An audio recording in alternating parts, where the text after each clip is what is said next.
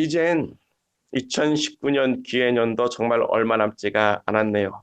지난 한 해가 시작될 때 우리가 돼지띠라고 하면서 서로 축복했던 시간이 엊그저께 같은데 벌써 새해가 다가오고 있습니다.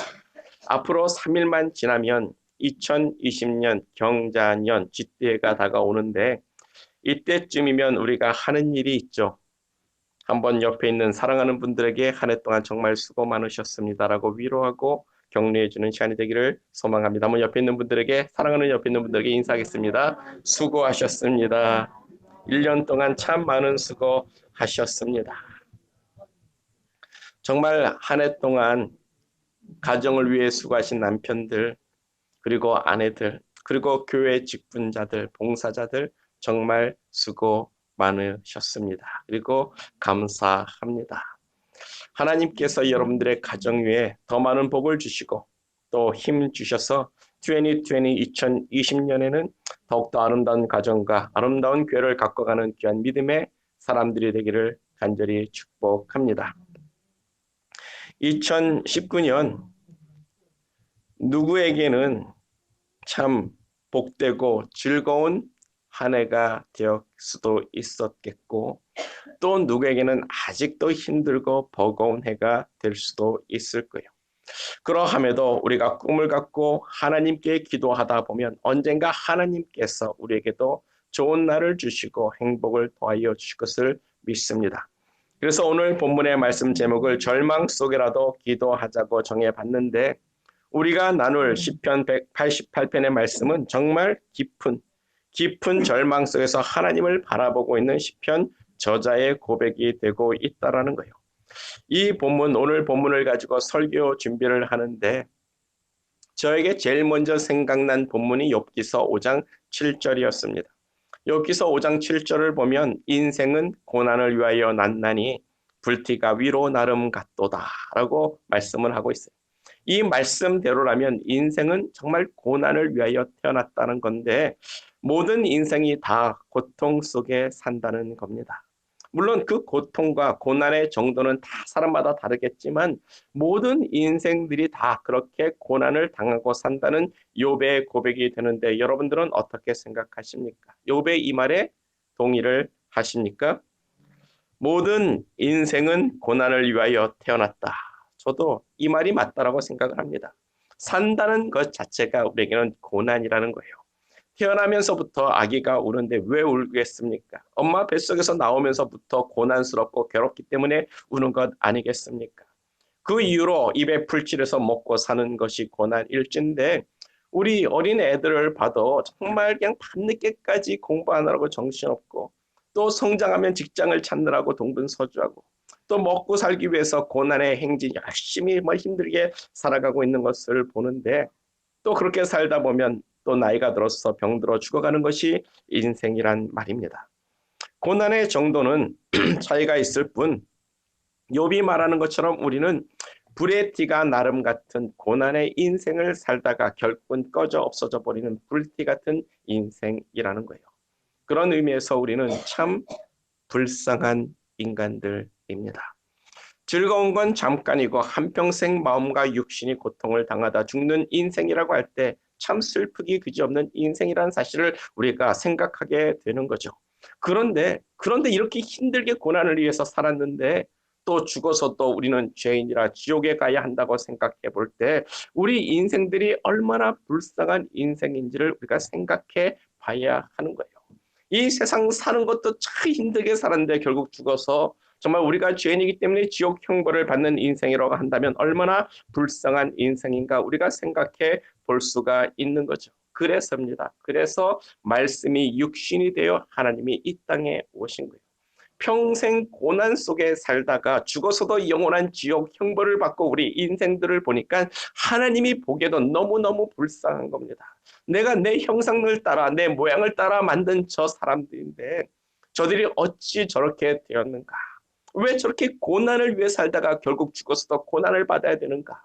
하나님이 생각해도 하나님도 한탄할 만한 일이 되는 겁니다.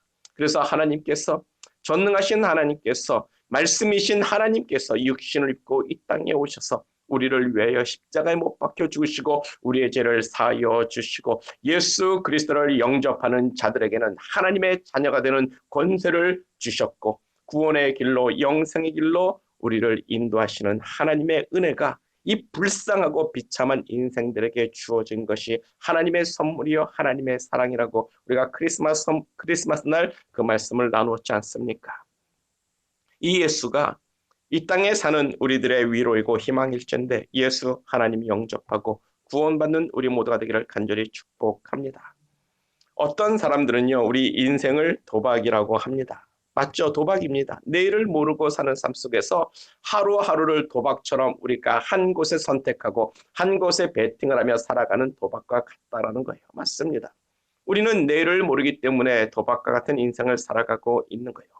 우리가 이런 내일을 모르는 도박 같은 인생 가운데 제가 여러분들에게 가장 좋은 확률의 도박, 베팅을 하라고 한번 가르쳐주고 싶습니다.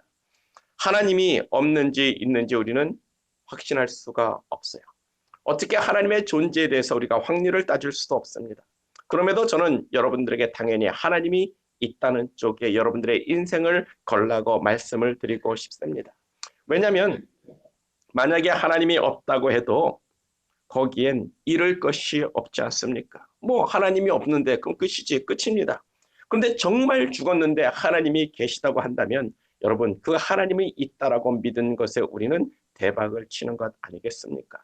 그것이 인생의 옳은 선택이고 상식선에서도 바른 선택이라고 저는 믿습니다. 하나님을 믿으세요. 예수 그리스도를 믿으시기를 축복합니다.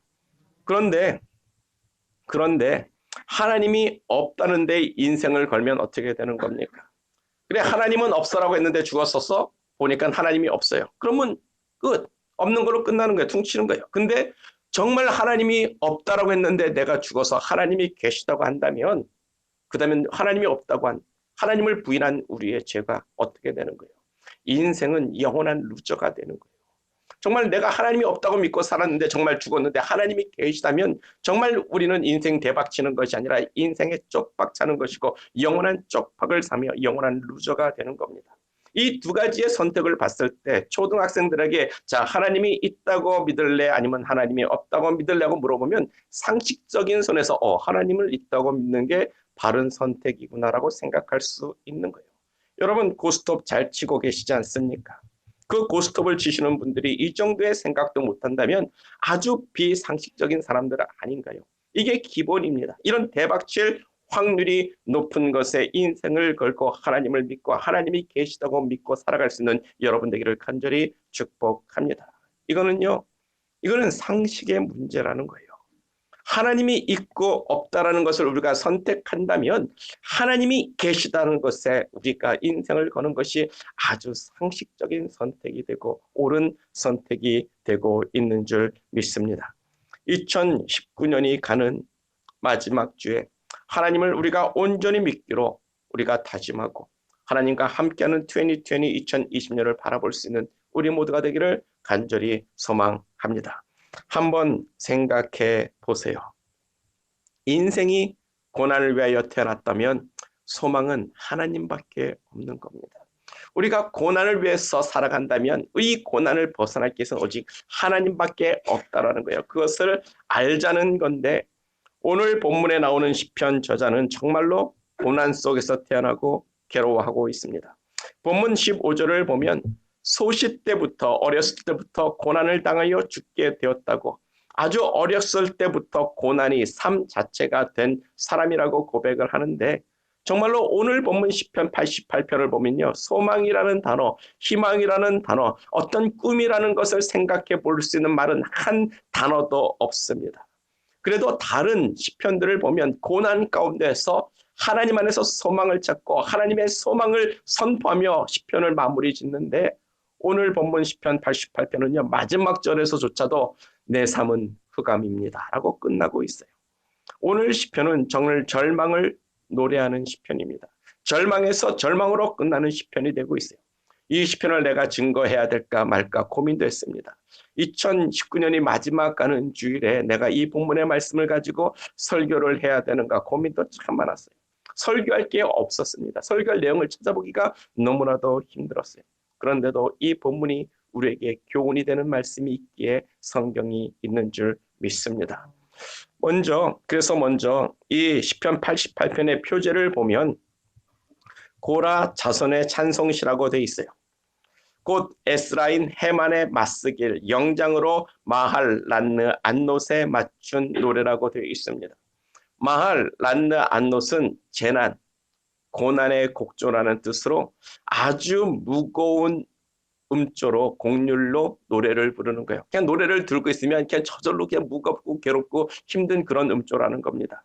에스라인 헤만은 다윗이 세운 고라 자손의 한 사람, 찬양 인도자예요. 그리고 맞쓰기는 교훈적인 시, 우리에게 교훈을 주는 시라는 뜻입니다. 그렇다면 이 절망스러운 이 본문을 통해서라도 이 재난과 고난 속에 있는 이 시편의 저자의 고백을 통해서 우리는 얻을 교훈이 있다라는 거예요. 그 교훈을 제가 찾았는데 딱 하나만 찾았습니다. 그것은요, 기도하라는 거예요. 절망 중에도 기도하라는 겁니다. 괴롭고 비전이 없는 중에도 하나님께 기도하라는 거예요. 그래서 본문 1절입니다. 1절을 보면 내 구원의 하나님이여 내가 주야로 주의 앞에 부르짖었사오며, 또 2절을 보면 나의 기도가, 또 9절을 보면 내가 매일 주께 부르짖으며 내 손을 들고 기도하나이다. 또 13절을 보면 오직 내가 주께 부르짖었사오니라고 기도 그저 절망 가운데 기도하고 있는 시편의 모습, 시편 저자의 모습을 우리가 배울 수가 있다라는 거예요. 고난 중에라도 기도하는 것이 제일 큰 신앙이요. 절망 중에라도 하나님께 기도하는 것이 내 영이 살아있다라는 증거가 되고 있는 줄 믿습니다. 여러분들은 믿음이 뭐라고 생각하십니까? 여러분들은 신앙이 뭐라고 생각하십니까? 저는 그것을 기도라고 말하고 싶습니다. 믿음이 있고 신앙이 있다는 사람은 그 신께, 하나님께 기도하는 사람이에요. 그러나 믿음이 있다고 하면서 기도하지 않는 사람은 신앙이 없어진, 잃어버린 사람이라고 저는 생각합니다. 기도가 우리의 신앙이에요. 하나님을 믿기 때문에 기도하는 줄 믿습니다. 하나님을 안 믿으면 기도할 필요가 없죠.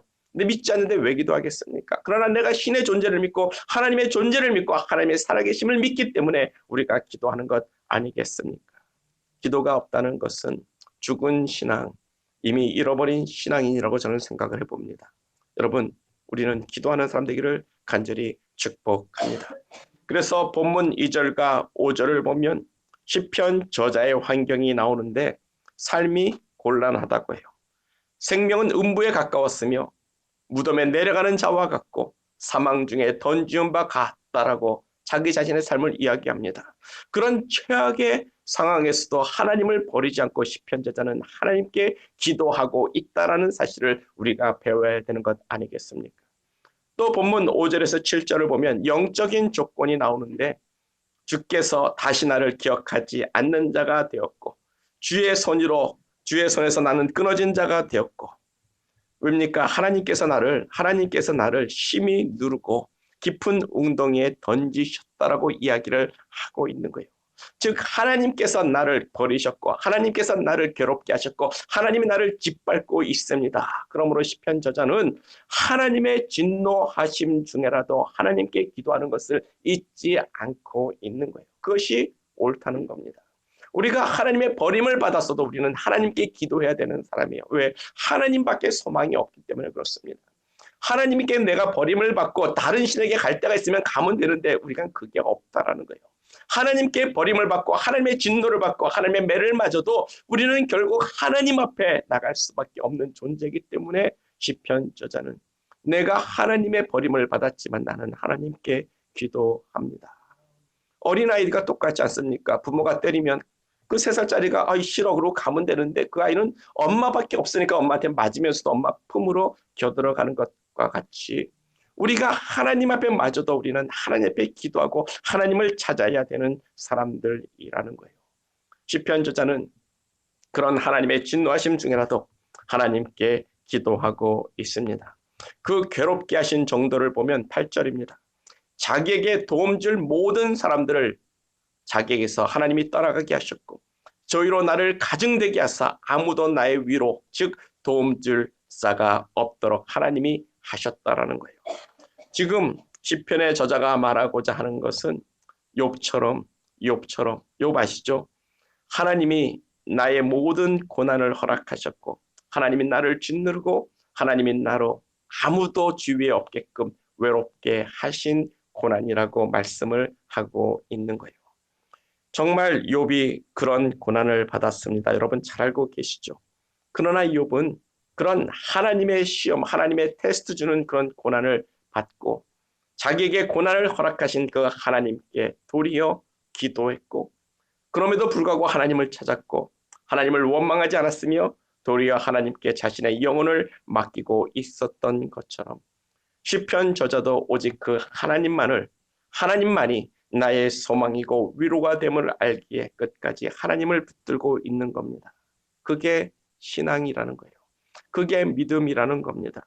그것이 믿는 자의 본이 되고 있기에 교훈적인 시편이라고 이 말씀을 통해서 너희가 배워야 한다고 말씀해 주고 있는 거예요. 맞습니다. 내가 당하는 고난이 하나님이 허락하신 고난이라면 당연히 하나님만이 그 고난을 또한 풀 수 있는 하나님이기에 우리는 그 하나님을 찾아야 되는 거예요. 그래서 시편 저자는 이런 고난 속에서 하나님께 간절히 기도하고 있는 건데 모든 고난뿐 아니라 이 세상의 모든 것이 다 하나님의 손에 있고 하나님의 주관하심 속에 있는 줄 믿습니다. 그렇기 때문에 우리가 당하는 그 어떤 고난이라도 하나님이 허락하신 고난이라고 우리가 인정할 수밖에 없는 건데 문제는 많은 사람들이 우리의 삶에서 고난을 당하면 힘겨움을 당하고 외롭고 괴롭고 아프면 이런 고난을 주신 하나님을 욕하고 떠나가고 있다라는 거예요. 하나님이 있다면 어찌 이럴 수가 있겠는가 그러면서 하나님을 떠나는 수많은 성도들을 우리가 주위에서 볼 수 있는데 그들은 그 고난 속에 있는 하나님의 계획과 나의 삶이 하나님의 주관 속에 있다는 것을 모르는 사람이요 아직 자기의 삶이 자기 것이라고 하는 사람들입니다. 처음부터 아마 그들은 하나님의 사람들, 하나님을 믿는 사람들이 아니었기 때문에 하나님을 욕하고 떠나간다라고 저는 생각을 해요. 하나님이 이 땅을 창조하신 참 하나님이 되심을 믿는 사람들은 욥과 같이 오늘 본문의 시편 저자와 같은 사람은 절대로 하나님을 떠나지 않습니다. 죽더라도 죽기까지 기도하는 사람들이에요. 절망 속에서라도 하나님께 기도하면서 자기의 영혼을 의탁하는 사람들, 그 사람들이 정말 하나님을 믿는 사람들인 줄 믿습니다. 이것이 우리가 배울 교훈이라고 믿습니다. 하나님을 포기하지 마십시오. 기도하십시오. 기도를 포기하는 것은 믿음과 신앙을 포기하는 것과 같다. 그래서 시편 저자는 욥과 같은 고난을 당하면서도 기도를 하는 건데 그 기도의 대상이 다시 본문 1절을 보면 내 구원의 하나님, 내 구원의 하나님이라고 하나님이 나에게 어떠한 하나님인지 분명한 확신을 가지고 기도하고 있다라는 거예요. 하나님은 나의 구원이 되십니다. 아멘. 오직 하나님만이 나의 구원의 하나님이 되신다. 이 믿음을 가지고 우리가 절망 속에서 하나님께 버림을 받은 것 같은 상황 속에서도 하나님만을 찾아야 되는 거예요. 욥은 성경에서 아마도 가장 비참하고 처절하게 고난을 당한 사람이라고 생각이 됩니다. 그런데 욥이 뭘 잘못했습니까? 욥이라는 사람은 하나님 앞에서 실수한 것이 없습니다. 하나님 앞에 죄진 것도 없습니다. 너무나도 거룩하게 살아서 성경에서 말하기를 욥은 순전하고 정직하여 하나님을 경외하며 악에서 떠난 자라고 성경이 그렇게 기록을 하고 있는데 그런 욥이 왜 이런 고난을 받아야 하는가 한번 생각해 보자고요. 다른 이유가 아닙니다. 하나님을 너무 잘 섬겨서 너무 하나님이 기뻐하는 사람이라 그것이 욥이 그런 고난을 당하는 이유가 되는 거예요. 사탄이가 가만히 놔두지 않는 겁니다. 하나님 저 사람이 저렇게 하나님을 잘 섬기는 것은 하나님이 복주고 평탄케 하고 자식의 복주고 삶의 형통한 길을 주셨으니까 저 사람이 하나님을 섬기는 거지 저 사람이 만약에 고난을 당하고 괴롭힘을 당하며 아프면 하나님을 욕하고 떠나리이다. 그 말을 들은 하나님도 그래? 나도 궁금하네. 그래 한번 해봐라. 시험을 허락해서 욥에게 고난을 줬던 거예요. 우리가 그런 내용을 알지 않습니까? 하지만 욥은 그런 것도 모르고 고난 당하지만은 끝까지 자기의 입으로 하나님을 원망하지 않았어요. 입으로 죄짓지 않았습니다. 오직 하나님 앞에 신실했고 하나님을 찾았고 하나님께 간구했고 절망적인 삶의 환경 속에서도 하나님께 죄를 범하지 않고 하나님을 섬겼던 삶이에요. 그것이 신앙이다. 그래서 결국 욥은 축복을 받고 다시 그 복된 삶을 회복하고 한평생 하나님 앞에서 의로운 믿음의 사람으로 인정받고 살았던 것을 우리는 성경을 통해서 볼 수가 있습니다. 오늘 우리가 읽은 시편 저자도 그렇게 하나님을 신뢰하고 내 구원의 하나님이라고 하나님을 의지하고 모든 어려운 환경 속에서도 하나님만 바라고 있는 사람이라고 할 때 우리도 저와 여러분들도 이런 고난을 당할 수 있습니다. 욥과 같은 고난은 아니지만 우리가 감당할 만한 고난을 우리가 당할 수가 있다라는 거예요. 그것이 우리의 믿음을 테스트하고 복주기 위한 하나님의 시험이라는 것을 믿어 우리가 끝까지 믿음을 지키고 하나님을 의지해서 하나님께 인정받는 고난을 이긴 영적인 사람들이 되기를 간절히 축복합니다. 그래서 고린도전서 10장 13절을 보면 사람이 감당할 시험 밖에는 당한 것이 없나니 오직 하나님은 미쁘사 너희가 감당치 못할 시험 당함을 허락지 아니하시고 시험 당할 즈음에 또한 피할 길을 내사 너희로 능히 감당하게 하시느니라. 믿음의 사람들이 당하는 고난은 다 감당할 만한 고난이라고 말씀을 하고 있는 거죠. 그래서 여러분들은 삶에서 고난을 당하고 힘들고 어려움을 당해도 하나님을 떠나지 않고 믿음을 인정받고 하나님으로 하나님의 자녀로 굳게 세워진 사람들인 줄 믿습니다. 그러므로 하나님은 내 구원의 하나님이라. 그 하나님을 바라보자. 모든 절망과 슬픔과 괴로움 속에서도 구원의 하나님을 잊으면 안 되는 거예요. 그래서 시편 저자는 본문 13절에서 말하기를 여호와여 오직 주께만 내가 부르짖었사오니 아침에 나의 기도가 주의 앞에 달하리이다. 오직 주께만 우리는 기도해야 되는 거예요. 오직 주님께만 기도하는 겁니다. 우리에겐 다른 도움이 없습니다. 하나님이 주시는 고난은 오직 하나님만 바라보라고 주시는 고난이 되고 있음을 우리가 기억할 수 있기를 축복합니다. 그것이 답이에요. 그래서 본문 18절을 보면 주께서 나의 사랑하는 자와 친구를 내게서 멀리 떠나게 하시고 나의 아는 자를 흑암에 두셨나이다. 나의 사랑하는 자, 나의 친구, 나를 아는 자를 하나님이 나에게서 떠나서 멀리 보내셨다라고 이야기를 하는 거예요. 내가 찾을 도움, 내가 구할 다른 도움을 하나님께서 치워버리신 겁니다. 다른 도움 구하지 말라는 거예요. 사람 붙들고 거기다 살려달라고 하지 말라는 겁니다. 그것이 하나님이 우리에게 주신 고난의 정체성이에요. 여러분들이 다른 데 가서 도움을 구하려고 하는데 도움 구할 데가 없다는 것은 하나님만 바라보라고 나만 찾으라고 내게 기도하라고 하나님이 주신 고난이구나 우리가 생각해야 되는 거예요. 우리가 다른 데 도움을 구할 데가 없고 다른 데서 위로함을 찾을 데가 없을 땐 하나님 바라보라는 거구나. 우리가 깨닫고 하나님 바라볼 수 있는 여러분 되기를 간절히 축복합니다. 우리가 세상에서 고난을 당하면 세상에서 악한 사람으로 인해 고난을 당하면 하나님이 우리의 도움이 되시는 거예요. 하나님이 우리를 지켜주시는 겁니다. 우리가 이 세상에서 고난을 당하면 하나님께서 우리에게 도움 줄 자를 붙여주시는 건데 하나님께서 우리에게 고난을 주실 때는 그 고난의 목적이 분명히 있는 시험이기 때문에 하나님만 바라보라고 세상의 도움을 다 하나님이 끊어버리고 있는 거예요. 하나님 붙들고 하나님께 기도하고 하나님 안에서 승리하라고 말입니다. 우리가 고난도 두 종류의 고난이 있는 거예요. 하나님이 주시는 고난이 있고 세상에서 받는 고난이 있을 때 우리가 하나님이 주시는 고난과 세상에 주는 고난을 우리가 분별할 수 있기를 간절히 소망합니다. 그래서 시편 저자의 소망이 기도밖에 없기 때문에 하나님밖에 없기 때문에 오직 주께만 기도하고 아침에 나의 기도가 주의 앞에 도착하리이다. 이것이 우리의 믿음이 되고 우리의 소망이 되고 희망이 되고 있는 것에 우리가 주목할 수 있기를 간절히 축복합니다. 그래서 절망 중에라도 기도하자. 기도하는 것이 신앙이고 믿음인 줄 믿습니다. 이 기도가 끊어지고 없다는 것은 죽은 신앙인 것이고 믿음은 무너진 사람이 되는 거예요. 이런 기도, 이런 절망 중에 흑암 중에 드리는 이 기도가 하늘의 별과 같이 빛나는 믿음이 아닐까요? 캄캄한 밤 하늘에 빛나는 별은요, 환한 대낮에는 절대 우리가 볼 수가 없습니다.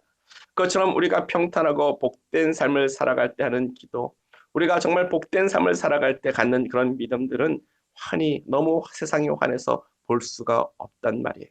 근데 우리 인생이 흑암이 되고 우리의 삶이 깜깜해졌을 때 그때도 믿는 그 믿음은 캄캄한 밤하늘에 빛나는 별빛처럼 하나님 앞에 빛나는 믿음, 빛나는 기도가 되는 건 줄 믿습니다.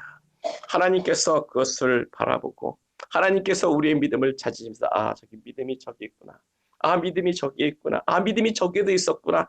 저기도 있네. 하나님께서 우리의 그 빛나는 믿음을 보고 하나님께서 우리를 찾아주시고 우리에게 찾아와 주셔서 결국은 우리를 위로하시고 우리로 복되게 하시며 하나님이 우리에게 복 주시고자 하신 그 고난의 의미를 깨닫게 하시는 거예요.